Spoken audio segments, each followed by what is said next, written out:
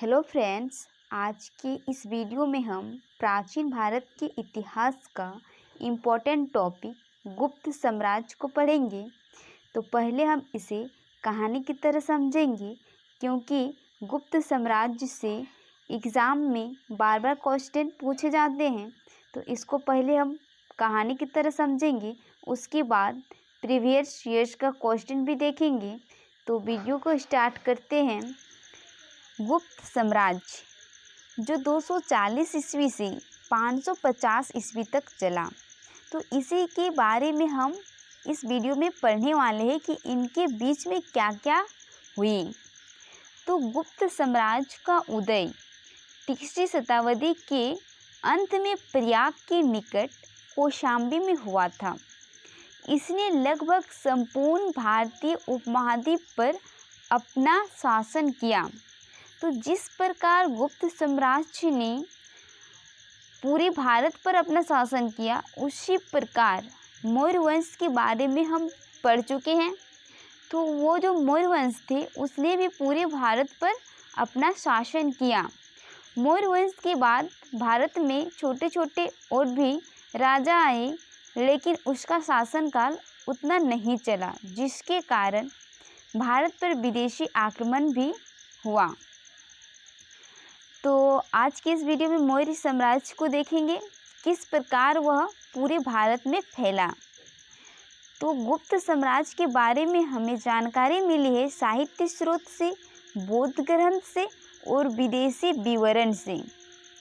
तो साहित्य स्रोत में है वायु पुराण, मत्स्य पुराण, मुद्रा राक्षस, कालिदास की रचना। इन सभी में हमें मौर्य साम्राज्य के बारे में देखने को मिला है। बौद्ध ग्रंथ जैसे कि आर्य मंजूषी, मूलकल्प और वशबंधु चरित्र। विदेशी विवरण में देखेंगे तो हैंसंग, फाहियान, अलबरूनी। ऐसा माना जाता है कि गुप्त वंश के संस्थापक कुषाण वंश के शासक थे, लेकिन अधिकार इतिहासकारों का मानना है कि ये वैश्य वंश के थे। तो गुप्त साम्राज्य के बारे में परिचय आपको आई होप समझ में आ गई होगी। तो अब हम इस गुप्त साम्राज्य में कौन कौन राजाओं ने शासन किया, उसके बारे में अब पढ़ने वाले हैं। गुप्त वंश के संस्थापक श्रीगुप्त थे। गुप्त वंश के जो संस्थापक हैं, इससे एग्ज़ाम में बहुत बार क्वेश्चन पूछे गए हैं कि गुप्त वंश के संस्थापक कौन हैं।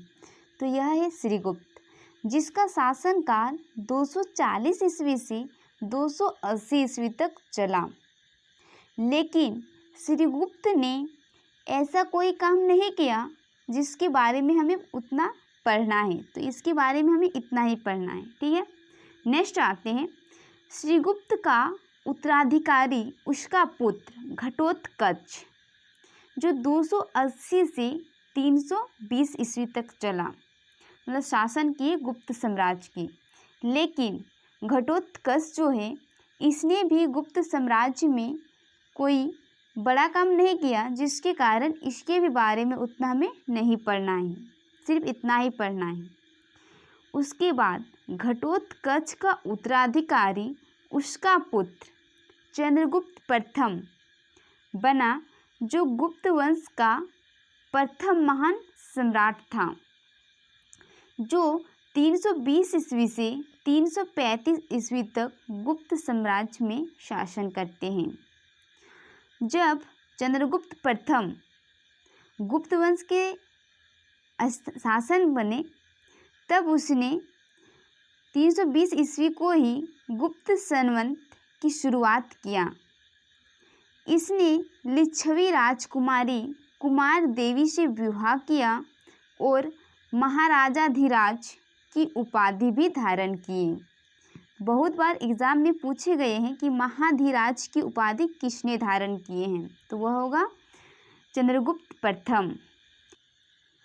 चंद्रगुप्त प्रथम का उत्तराधिकारी समुद्रगुप्त हुए, जो 335 से 380 ईस्वी तक गुप्त साम्राज्य में अपना शासन किए। इसने अश्वमेध कर्ता की उपाधि धारण किए।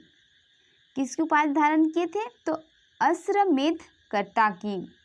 तो जो चंद्रगुप्त प्रथम थे, इसका उत्तराधिकारी समुद्रगुप्त बना, लेकिन समुद्रगुप्त ने भारत में बहुत सारे बदलाव किए। इसने आर्यावर्त मतलब उत्तर भारत के 9 राज्यों को जीतकर अपने साम्राज्य में मिला लिया और दक्षिणावर्त दक्षिण भारत के 12 राजाओं को पराजित किया। इन्हीं विजय के कारण समुद्रगुप्त को भारत का नेपोलियन कहा जाता है। वेरी वेरी इम्पोर्टेंट है, क्योंकि एग्ज़ाम में बहुत बार पूछे गए हैं कि भारत के नेपोलियन के नाम से किसे जाना जाता है। तो यह थे समुद्रगुप्त, याद रखनी है। समुद्रगुप्त का दरबारी कवि थे हरिसेन, जिन्होंने इलाहाबाद प्रशस्ति की रचना की थी। तो समुद्रगुप्त के दरबारी कवि थे हरिसेन, जिसने इलाहाबाद प्रशस्ति की रचना की। समुद्रगुप्त संगीत प्रेमी था, ऐसा अनुमान उनके सिक्कों पर उसे वीणा वादन करते हुए दिखाए जाने से लगाया गया है। और समुद्रगुप्त जो है, इसका और एक नाम, अन्य नाम कविराज था। तो समुद्रगुप्त के बारे में आई होप आपको समझ में आ गई होगी। अब नेक्स्ट राजा आए चंद्रगुप्त द्वितीय। तो समुद्रगुप्त का उत्तराधिकारी चंद्रगुप्त द्वितीय हुआ। ये 380 से 415 ईस्वी तक गुप्त साम्राज्य में अपना शासन किया। चंद्रगुप्त द्वितीय के शासनकाल में चीनी यात्री फाहियान भारत आए थे। बहुत बार फाहियान से क्वेश्चन पूछे गए हैं कि फाहियान जो चीनी यात्री थे वह किसके शासनकाल में भारत आई थी। तो वह आंसर होगा चंद्रगुप्त द्वितीय के शासनकाल में। शकों पर विजय के उपलक्ष्य में ही चंद्रगुप्त द्वितीय ने चांदी के सिक्के चलाए थे। जो शक वंश थे उसको चंद्रगुप्त द्वितीय ने समाप्त किया था। उसके बाद इसने चांदी के सिक्के भारत में चलाए। तो यह गुप्त वंश का पहला शासक था जिसने चांदी के सिक्के चलाए थे, चंद्रगुप्त द्वितीय। शकों पर विजय के उपलक्ष्य में ही चंद्रगुप्त द्वितीय ने विक्रमादित्य की उपाधि धारण किए थे। शकों पर विजय के उपलक्ष्य में ही चंद्रगुप्त द्वितीय ने विक्रमादित्य की उपाधि धारण किए। तो इसके बाद चंद्रगुप्त द्वितीय का उत्तराधिकारी कुमारगुप्त प्रथम बना, जो 415 से 454 ईस्वी तक भारत में अपना मतलब गुप्त साम्राज्य में अपना शासन किए। और कुमारगुप्त ने नालंदा विश्वविद्यालय की स्थापना भी किया था। मोस्ट इम्पॉर्टेंट है नालंदा विश्वविद्यालय के बारे में, क्योंकि इससे भी एग्ज़ाम में बहुत बार क्वेश्चन बना है। कुमारगुप्त प्रथम जो थे, इसका उत्तराधिकारी स्कंदगुप्त बना। यह 455 से 467 ईस्वी तक गुप्त साम्राज्य में अपना शासन किया। स्कंदगुप्त के समय में ही हुन का आक्रमण शुरू हो गया था। तो हुन का आक्रमण किसके शासनकाल में शुरू हुआ था? तो स्कंदगुप्त के शासनकाल में। गुप्त वंश के अंतिम शासक विष्णुगुप्त था। तो आप फिगर से पहचान ही लिए होंगे कि यह चाणक्य कौटिल्य है, जिसको हम विष्णुगुप्त के नाम से भी जानते हैं। तो इसके बाद जो गुप्त साम्राज्य है वह भी छित्र-भित्र हो गया। तो आई होप आपको इन तीनों राजा के बारे में समझ में आ गई है किसका क्या काम था। ठीक है, तो अब नेक्स्ट देखते हैं क्या है। गुप्त काल के प्रमुख रचना और उनके लेखक। मोस्ट इम्पॉर्टेंट है, क्योंकि ये जो लेखक और रचना है तो इसके बारे में मतलब कि एग्ज़ाम में पूछ ही लिए जाते हैं, और इसमें से भी सभी कुछ इम्पोर्टेंट ही है। तो एक दो इसमें ज़्यादातर इम्पोर्टेंट है जो एग्ज़ाम में बार बार पूछी गई है, उसको भी हम बताएंगे। जो कालिदास थे, इसके द्वारा रचा गया ये अभिज्ञान शाकुंतलम, विक्रमोर्वशी, मालविकर्णी मित्रम, महाकाव्य कविताए रघुवंश, कुमार संभवम, मेघदूतम, यह जो पुस्तक है इसके लेखक कालिदास है। इसमें कालिदास में ज़्यादातर इम्पोर्टेंट बुक है, जैसे कि अभिज्ञान शाकुंतलम जो बार बार एग्जाम में पूछे गए हैं, और एक है मेघदूतम, ये भी। उसके बाद विशाखा दत्त, इसमें जो है मुद्रा राक्षस, यह एग्ज़ाम में बार बार इससे क्वेश्चन पूछा गया है कि मुद्रा राक्षस के लेखक कौन है, तो यह होगा विशाखा दत्त। और देवी चंद्रगुप्तम, इसके बारे में उतना नहीं पूछे जाते हैं, लेकिन यह भी गुप्त साम्राज्य के शासनकाल में ही लिखा गया था। उसके बाद शूद्रक, जिसने मुच्छकटिकम पुस्तक लिखा था। अमर सिंह ने अमर घोष, मोस्ट इम्पॉर्टेंट है। भरतमुनि ने नाट्यशास्त्र, वात्स्यायन ने कामसूत्र, और विष्णु शर्मा ने पंचतंत्र, और कामदक ने नीतिसार। तो ये जो सारे बुक है आपको तो रट ही लेनी है, क्योंकि इससे एग्ज़ाम में बार बार पूछे जाते हैं क्वेश्चन, तो आपको माइंड में याद रहनी चाहिए। नेक्स्ट इसके बाद पढ़ेंगे हम गुप्त काल के प्रसिद्ध मंदिर। तो अब हम मंदिर के बारे में पढ़ेंगे कि गुप्त काल में कौन कौन से मंदिर बने। तो तिगवा का विष्णु मंदिर जो जबलपुर के मध्य प्रदेश में है, इसका भी निर्माण गुप्त काल में हुआ था।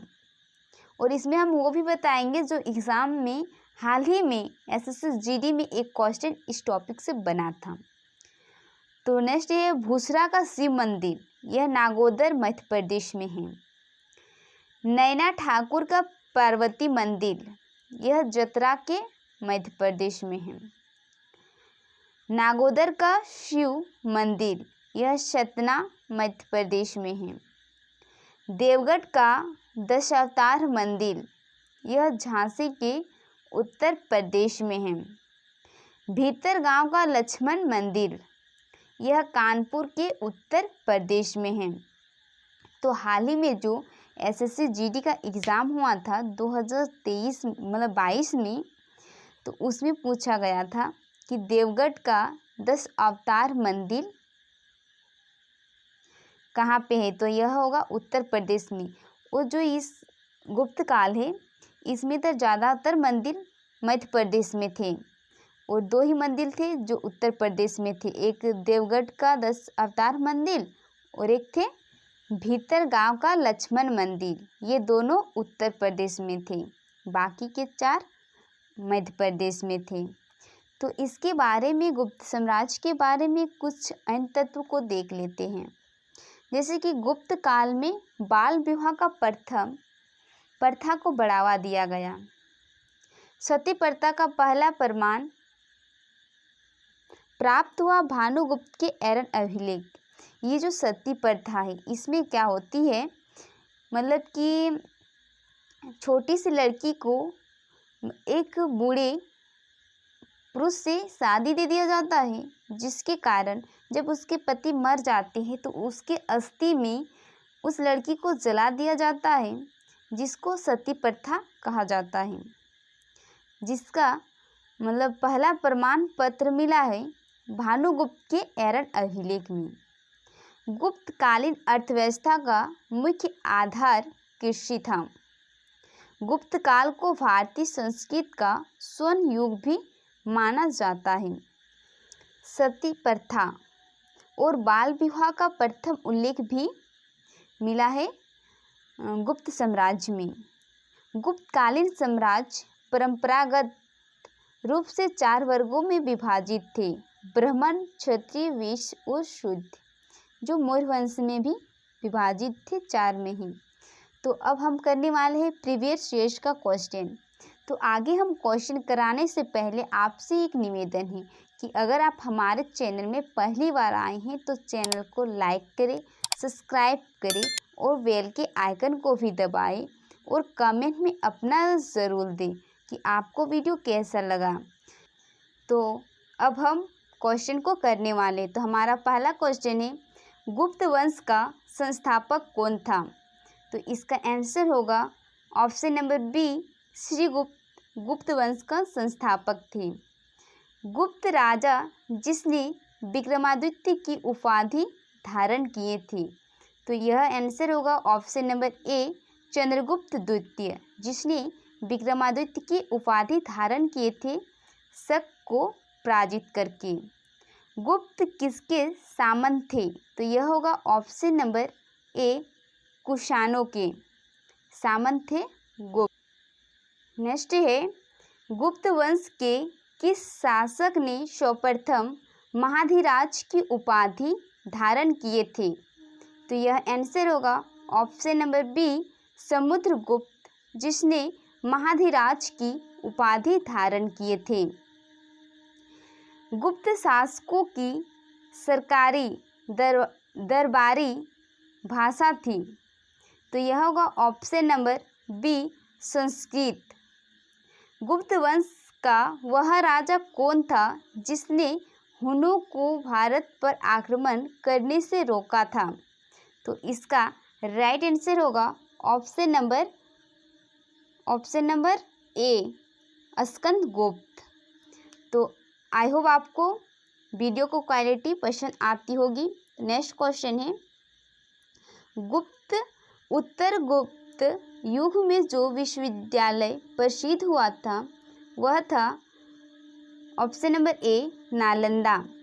निम्नलिखित में किस गुप्त शासक ने अपने सिक्कों पर अपने को वीणा बजाते हुए आकृति में अंकित करवाया है? तो यह होगा ऑप्शन नंबर डी, समुद्रगुप्त ने।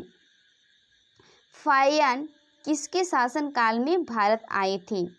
तो इसका राइट आंसर होगा ऑप्शन नंबर बी, चंद्रगुप्त द्वितीय के शासनकाल में फाहियान भारत आए थे। नेक्स्ट क्वेश्चन है, भारतीय संस्कृत का स्वर्ण युग था। तो यह था ऑप्शन नंबर बी, गुप्त काल का। नेक्स्ट क्वेश्चन, कालिदास की किस कृति की गिनती विश्व की 100 प्रसिद्ध साहित्य कृतियों में होती है? तो इसका राइट आंसर होगा option number A, Abhijnana Shakuntalam. Next question है, किस गुप्तकालीन शासक को कविराज कहा गया है? तो इसका राइट आंसर होगा ऑप्शन नंबर ए, समुद्रगुप्त। तो अब हमारा वीडियो यहीं पे समाप्त हुआ। कैसा लगा वीडियो आप कमेंट सेक्शन में ज़रूर बताइए।